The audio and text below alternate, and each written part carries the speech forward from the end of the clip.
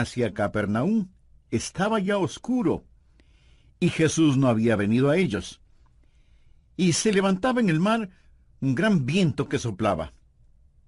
Cuando habían remado como 25 o 30 estadios, vieron a Jesús que andaba sobre el mar y se acercaba a la barca, y tuvieron miedo. Mas él les dijo: Yo soy, no temáis. Por favor, subraye esa última frase: no temáis. ¿Sabe? Unas 365 veces en la Biblia, una por cada día del año, Dios nos ha dicho que no tengamos miedo. De una u otra manera, Él dijo: no tengan miedo o no temáis. 365 veces Él nos dice que no temamos. El diablo es el ministro siniestro del miedo, pero nuestro Señor nos dice que no temamos. Ahora recuerde, los discípulos estaban en medio de una tormenta y Él les dice: yo soy, no temáis.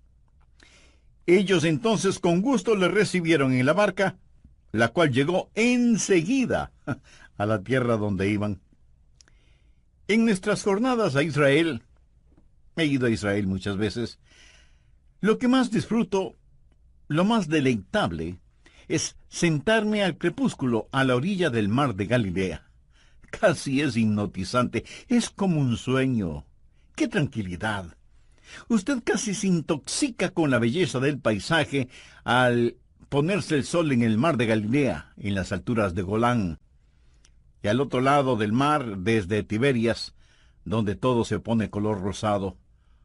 Usted se sienta allí, escuchando los pájaros que anidan en los árboles. Creo que el mar de Galilea es uno de los cuerpos de agua más bellos sobre la tierra. Los rabinos antiguos decían que después que Dios creó todos los otros mares, entonces Él creó el de Galilea, solo para Él. Bien, pongamos el trasfondo para este pasaje de la Escritura. Ha sido un hermoso día. Jesús ha estado con sus discípulos enseñándoles y había realizado el milagro de alimentar a más de 5,000 personas. Los discípulos no solo estaban llenos de alimento físico, sino que también estaban llenos de éxito, de conocimiento, de confianza. Había sido un estupendo día, y la noche era hermosa. Tal vez como la noche que describí hace algunos minutos, cuando uno se sienta satisfecho a contemplar la luna, luciendo como una gardenia en la solapa de la noche. Y había una leve brisa suave como el suspiro de un bebé, acariciando sus mejillas. Y los discípulos, experimentados hombres de mar, suben a su barco para cruzar hasta el otro lado del mar, regocijándose de tan estupendo día. Y entonces sucedió así. De repente, el viento comenzó a soplar. Las nubes cubrieron la luna y las estrellas, y el viento está soplando más y más fuerte. Las olas comienzan a levantarse amenazadoras, y el agua del mar comienza a llenar el barco, y ahora ellos se encuentran en medio del mar. Oscurece, y el viento es contrario a ellos, y no pueden ni siquiera ver sus manos frente a sus rostros. Y el mar de Galilea, que había estado tranquilo como un lago dormido, ahora se ha convertido en una peligrosa y mortal trampa. Y estos experimentados marineros se llenan de temor. Hacen un esfuerzo con los remos. Están ya muy lejos de la playa como para nadar. Las olas rugen, y ellos están seguros que van a naufragar. ¿Y dónde está Jesús? ¿Por qué no había venido con ellos? ¿Por qué los había olvidado? Y de pronto lo ven caminando sobre las aguas, pero eso no les causa ninguna alegría. Ahora el temor se transforma en terror. ¿Qué es lo que está sobre las aguas? ¿Es un monstruo marino? ¿Es un fantasma? Y entonces le reconocen: es Jesús, y caminando sobre las aguas. Y Él les habla y les dice: no temáis. En el Evangelio de Mateo dice, tened ánimo, soy yo, no temáis. Y ellos lo recibieron en el barco, y cuando así lo hicieron, observe esto, cuando así lo hicieron, de inmediato se encontraron en la playa. Ahora quiero darles 6 principios. Por favor, anótelos. Esto es lo que usted puede decir cuando está en una tormenta. Primero, estoy gobernado por su providencia. Lo que le sucedió a estas personas aquel día no fue ninguna coincidencia, no fue un error, ni era algo que debía haberse evitado. La tormenta sencillamente no tomó a Jesús por sorpresa.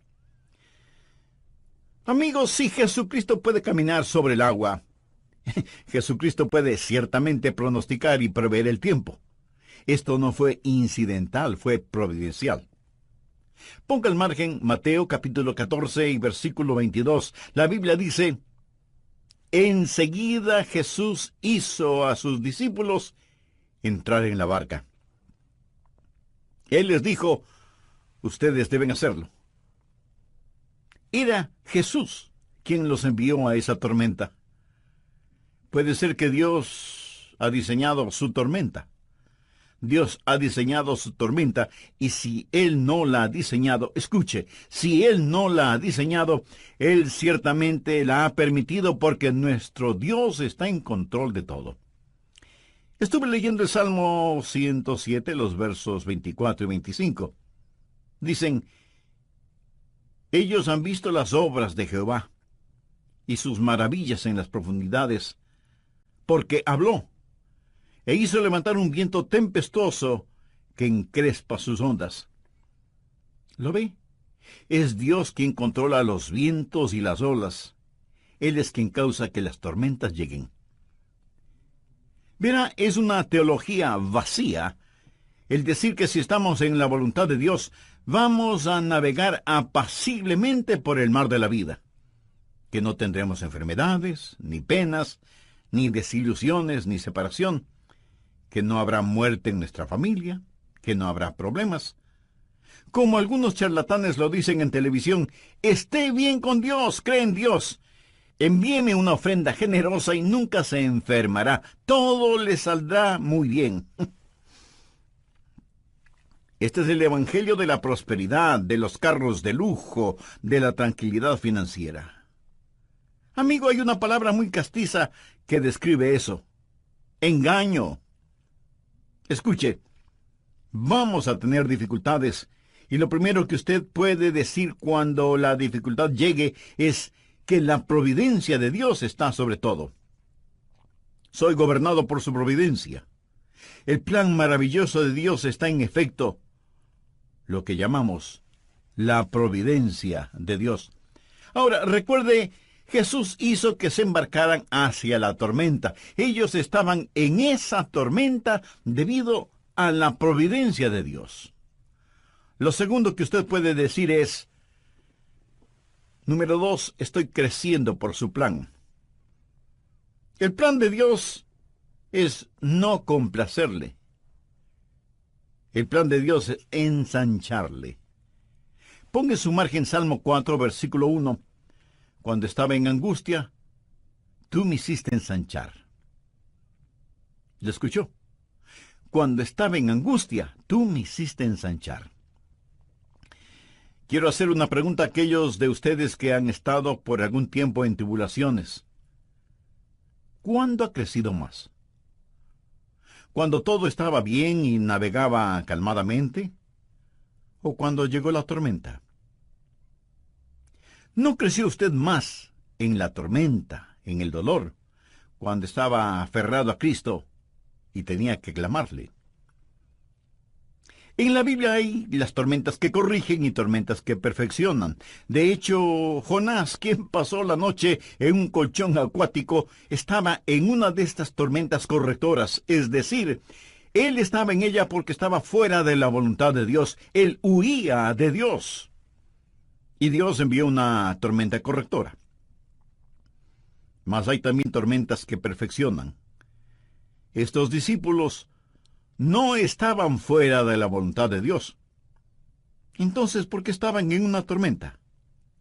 Porque, escuche bien, se vieron en una tormenta porque estaban en la voluntad de Dios.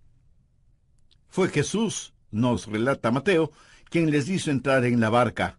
Estaban en esta tormenta porque obedecían a Jesús. Bien, ¿por qué Jesús querría que ellos estuvieran en una tormenta? Porque Él quería que ellos crecieran. A menudo he compartido estas palabras. Desconozco el autor. Dice, caminé 1 milla con el placer, charlamos todo el camino, pero no me dejó más sabio con todo lo que tenía que decir. Caminé 1 milla con el sufrimiento. Ni una palabra dijo, pero las cosas que aprendí del sufrimiento cuando el sufrimiento caminó conmigo. ¿No es eso cierto? Cuando estaba en angustia, tú me hiciste ensanchar. Y alguien dijo que la fe es como un rollo de fotografías, se revela en la oscuridad. Es cuando aprendemos a confiar en el Señor. Estaba leyendo sobre los israelitas cuando iban hacia la tierra prometida, hacia la tierra de Canaán. Y en la tierra de Canaán había algunos gigantes, hijos de Anac, poseídos por el demonio. Y cuando los 2 espías de Israel fueron a explorar la tierra, al regresar 10 de ellos dijeron, no podemos conquistar esta tierra, aunque es una tierra de leche y miel, maíz, vino y aceite, granadas, higos y uvas, y tiene montes y valles, está habitada por gigantes y no podremos conquistarla. Pero 2 de los espías dijeron algo diferente. Busque en el libro de Números, Antiguo Testamento, capítulo 14, versículo 9. Por tanto, no seáis rebeldes contra Jehová, ni temáis al pueblo de esta tierra. Ahora, escuche lo siguiente. Porque nosotros los comeremos como pan. Su amparo se ha apartado de ellos, y con nosotros está Jehová, no los temáis. En otras palabras, ellos dijeron, miren, conquistar a esta gente será fácil, será como comer pan, no debemos tenerles miedo. ¿Para qué comemos pan? Pues para tener fortaleza. Crecemos comiendo pan. Es el pan el que nos da energía. Es el pan el sustento de la vida. ¿Qué es lo que Dios les estaba diciendo? Estas cosas que parecen serán su problema, serán su alimento. Amigo, usted crece cuando se alimenta de estos problemas. Verá, lo que nuestro Señor buscaba no eran debiluchos como discípulos. Él quería que crecieran y permitió que estuvieran en una tormenta para ensancharlos. Recuerde que usted es gobernado por su providencia cuando está en una tormenta. Él gobierna sobre todo. Y usted está creciendo por su plan. Y es en la tormenta que usted va a crecer y llegar a ser más y más como el Señor Jesucristo. Usted dirá, pastor, ¿no poseo lo que se requiere para crecer cuando estoy en una tormenta? Correcto, no lo posee. Por eso veamos el siguiente punto, número 3. Estoy favorecido por sus oraciones. Por favor, mire el versículo 17. Y entrando en una barca iban cruzando el mar hacia Capernaum. Estaba ya oscuro, y Jesús no había venido a ellos.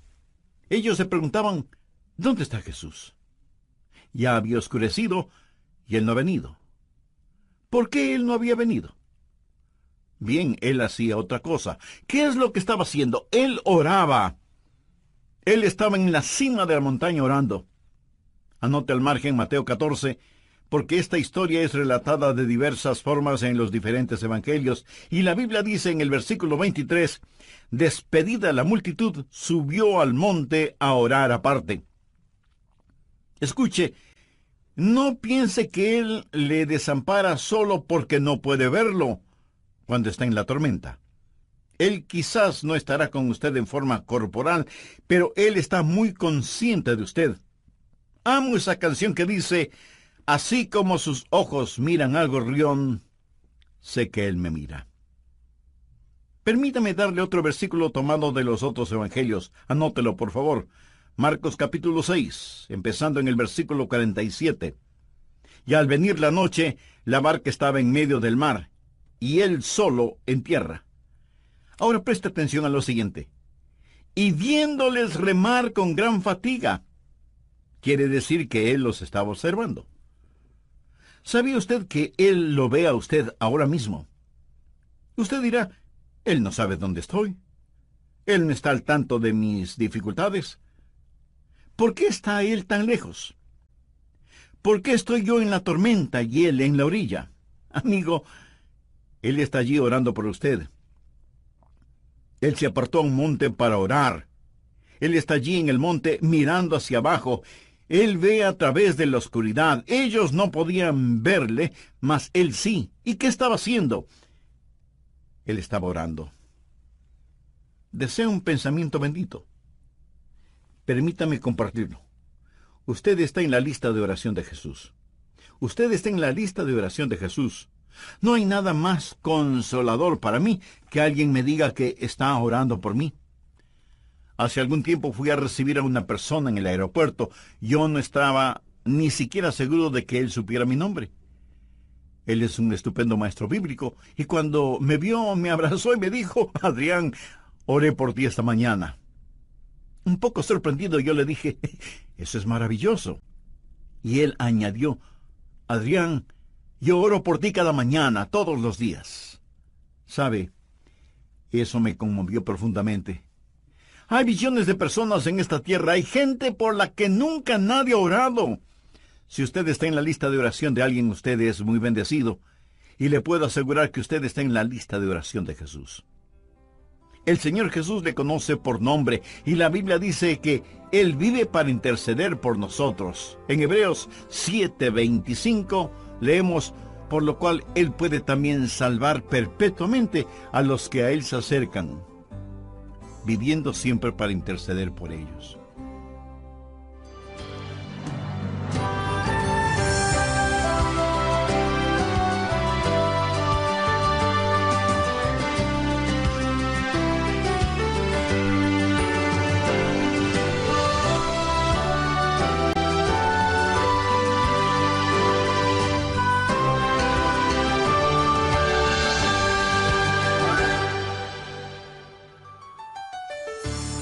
Saludos amigos, gracias por estar ya en sintonía de nuestro programa El Amor que Vale. Compartimos la serie Cómo ganar las batallas internas. El Señor Jesús muchas veces dijo, yo soy. Nunca dijo, yo fui, pero a lo mejor ya no soy. Tampoco dijo, yo seré, pero a lo mejor no lo seré. No, Él dijo, yo soy. Yo soy el que soy. Nunca hubo un tiempo cuando Jesús no fue. Nunca habrá un tiempo cuando Jesús no sea. Amigo, en medio de su tormenta personal, solo recuerde esto. Cuando Él dice, yo soy, es una proclamación de su presencia y un anuncio de abundancia. ¿Está usted perdido? Él dijo, yo soy el camino. ¿Está padeciendo hambre?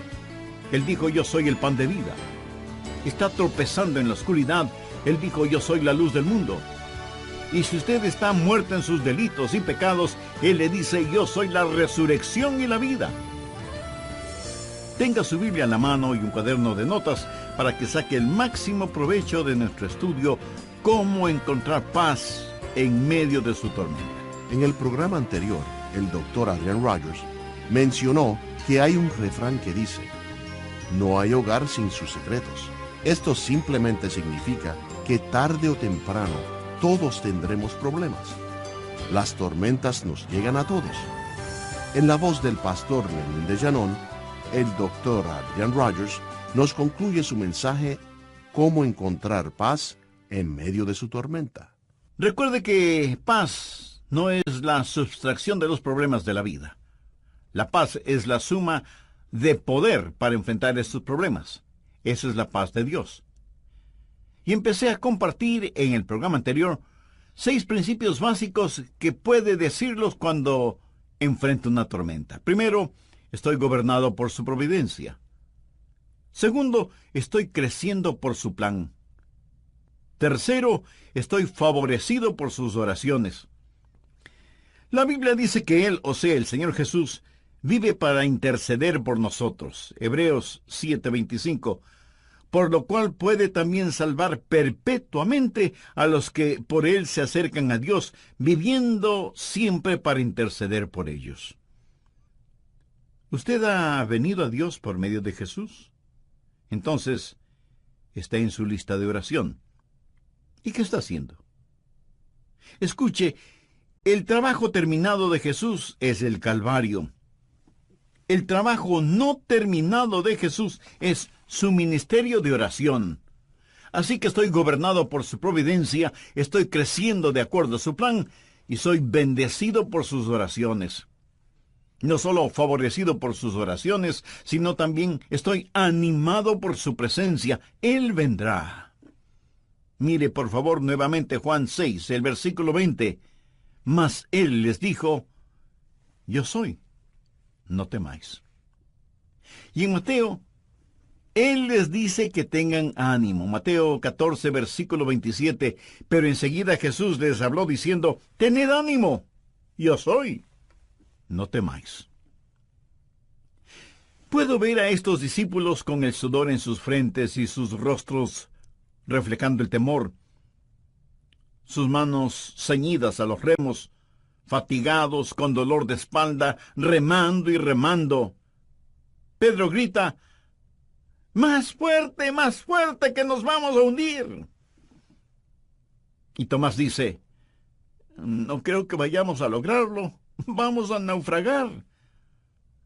Y entonces ellos ven a Jesús. Le pregunto, ¿por qué Cristo no llegó antes? ¿Por qué esperó? Sabía que Él se esperó allí por mucho tiempo.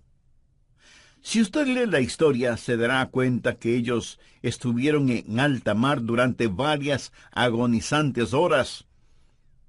Y aquí se encontraban en la hora más oscura de la noche. Y Mateo relata que Jesús llegó en la 4ª vigilia de la noche. Eso es entre las 3 y las 6 de la mañana, la hora más oscura. Durante largas y agonizantes horas, parecía que Él se hubiera olvidado de ellos. Y no fue que Jesús se había olvidado de ellos, realmente fueron los discípulos quienes se habían olvidado de Jesús. ¿Sabe? Jesús acababa de realizar un milagro. Si usted lee la historia en el 6º capítulo de Juan, se dará cuenta que Jesús había alimentado a unas 5,000 personas. Note, por favor, el versículo 12. Y cuando se hubieran saciado, dijo a sus discípulos, recoged los pedazos que sobran para que no se pierda nada. Recogieron, pues, y llenaron 12 cestas de pedazos. Bien, ¿por qué llenaron 12 cestas? ¿Cuántos discípulos? 12 discípulos. Bien, Él les dijo, ahora recojan todo, recojan los pedazos que sobraron. Cada discípulo tenía una cesta de pan al lado de sus pies. En esa barca hay unas cestas de pan. Él acababa de llevar a cabo un milagro y ahora ahí están ellos llenos de temor. Y pensaban, ¿por qué Jesús se ha olvidado de nosotros? Ellos se habían olvidado de Jesús. Ellos se olvidaron de lo que Jesús había hecho. ¿Acaso no tendemos a hacer eso? Es decir, ¿cuántas veces nuestro Señor nos ha liberado, realizando milagros para nosotros, pero nosotros nos hemos olvidado de Él? Lo que ellos debieron haber hecho era, recuerde, lo que Pablo enseñó en 1 Tesalonicenses capítulo 5, verso 18. Dad gracias en todo, porque esta es la voluntad de Dios para con vosotros en Cristo Jesús. Pero nuestro Señor esperó. ¿Por qué esperó? Bueno, su espera, su retraso antes de llegar a ellos, fue estratégico y deliberado. Por favor, anote este versículo, Isaías capítulo 30, versículo 18. Por tanto, Jehová esperará para tener piedad de vosotros. ¿No es este versículo estupendo? Por tanto, Jehová esperará, no para ser cruel con usted, sino para tener piedad de vosotros y por tanto será exaltado. Dios está en el negocio de hacer gloria para sí. Será exaltado teniendo de vosotros misericordia, porque Jehová es Dios justo. Eso significa discernimiento. Él no solo sabe lo que usted quiere, Él sabe lo que usted necesita. Y entonces dice, bienaventurados todos los que confían en Él. Dios espera. Usted necesita esperar. Y sabe lo que Dios espera. Dios está esperando que usted espere en Él. Dios espera que usted espere en Él. ¿Alguna vez ha pensado en la deliberada tardanza del Señor? Estuve leyendo el capítulo 11 de Juan, que relata la muerte de Lázaro. María y Marta, que amaban a Jesús, y sabían que Jesús también amaba a Lázaro, mandaron a buscar a Jesús, que entonces estaba en Betania. Y le dijeron, Señor, aquel a quien tú amas está enfermo. La Biblia dice que Jesús se quedó 2 días más en el lugar donde estaba. 2 días más, antes de que él hiciera alguna cosa. Aún antes de empezar a caminar hacia la casa de sus amigos. Ahora, supongo que usted recibe un mensaje que alguien de su familia inmediata, está enfermo o enferma, y usted dice, bueno, creo que me quedaré aquí un par de días más. Eso sería poco menos que cruel e inhumano, ¿no le parece? Usted diría de inmediato. Pero Jesús esperó 2 días, y cuando llegó, ya habían pasado 4 días. Y Jesús dijo, me alegro de que Lázaro esté muerto. Algunos de ustedes dirán, pero pastor, ¿qué es lo que está diciendo? Escuche con atención. Eso es lo que Jesús dijo, no con sus palabras, sino con sus acciones. Porque Jesús sabía lo que iba a hacer, iba a resucitar a Lázaro. Ahora, suponga que Jesús hubiera venido inmediatamente y hubiera sanado a Lázaro. Y él pudo haberle hecho así, pero no lo hizo. ¿Sabe por qué? Porque si hubiera sanado a Lázaro, algunos hubieran dicho que Lázaro de todas maneras se hubiera sanado. O, ¿cómo saber si en realidad Jesús lo sanó? Pero ellos no tuvieron ninguna explicación frente al milagro de la resurrección de Lázaro. Jesús tuvo un plan. Y ese plan no tuvo ningún sentido para Marta, quien prácticamente le llamó la atención a Jesús. No tuvo ningún sentido para María tampoco. Pero tenía sentido para el Señor Jesús. Por lo tanto, el Señor espera. Dios dio una promesa en el jardín del Edén, que enviaría al Mesías. Pero esperó 4,000 años. ¿Escuchó lo que dije? Esperó 4,000 años antes de hacerlo. La Biblia dice, cuando vino el cumplimiento del tiempo, Dios envió a su Hijo. Cuando vino el cumplimiento del tiempo. Muchas veces tratamos de cosechar las bendiciones de Dios antes de que maduren. Jehová esperará para tener piedad de vosotros, teniendo de vosotros misericordia. Bienaventurados todos los que confían en Él. Dios desarrolla paciencia. Dios nunca tiene prisa, pero nunca se atrasa tampoco. Habacuc 2, versículo 3 dice, aunque la visión tardará aún por un tiempo, mas se apresura hacia el fin, y no mentirá. Muchos esperamos el regreso de Jesús. La gente dice, ¿dónde está la promesa de su advenimiento? Porque desde el día en que los padres durmieron, todas las cosas permanecen así como desde el principio de la creación. Anótelo simple y llanamente. Él está por venir. Él viene. Y Él regresa en el tiempo perfecto de Dios. Pero Él retorna. Nuestro Señor está por venir. Luego usted puede decir, en el medio de su tormenta, estoy protegido por su poder. Note lo que Él dice en el versículo 20. Yo soy. No temáis. Yo no sé quién dijo esto primero, mas es verídico. La voluntad de Dios nunca le llevará donde la gracia de Dios no pueda mantenerlo. Eso es bueno.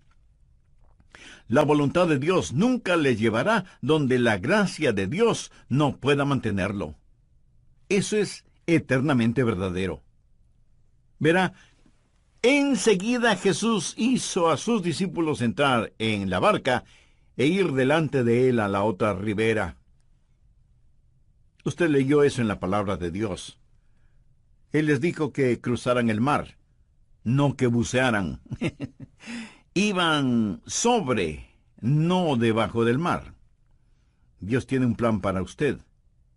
Jesús no dejó a sus discípulos en el desastre. Él les mandó que fueran a la otra ribera, y cuando Él vino a ellos, Él les dijo, yo soy, no temáis. Yo soy, no temáis. Cuando Jesús usa las palabras yo soy, ¿qué quiere decir con ese yo soy? Bien, el versículo 20 dice yo soy.